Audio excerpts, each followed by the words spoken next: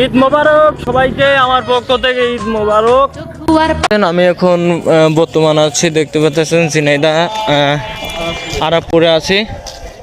আমরা এখন রওনা দেবো কুষ্টিয়ার উদ্দেশ্যেই। তো দেখতে পাচ্ছেন শহরটা। আর সবাইকে আমার পক্ষ থেকে ঈদ মোবারক। আর গাইজ, আমি এই ঈদে মার্কেট করা হয় নাই, কুরবানি ঈদে মার্কেট করি নাই। আমার ফ্যামিলির যারা ছিল তাদেরকে মার্কেট করে দিছি, আমি মার্কেট করি নাই। এবার আমি দেখতেছেন এখন ঘুরতেছি। আসলে আমার ঘোরার লোক নাই, বুঝছো, ঘোরার লোক নাই, আমি একা একা ঘুরতেছি, দেখতে পাচ্ছো।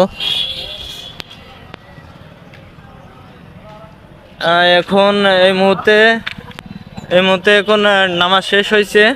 নামাজ শেষ হয়ে আমি এখন আরাপপুরে আইছি, একটু দোকানে চা মা খাইতে আইছি। আমার ফ্রেন্ড যারা আছে তারা বললো যে তুমি আসো, আমি আমরা আইতাছি। তো এই কারণে আমি একা একাই চলে আসি আরাপপুর। তো সবাইকে আমার পক্ষ থেকে নতুন বছরের জন্য 2025-এর ঈদ মোবারক।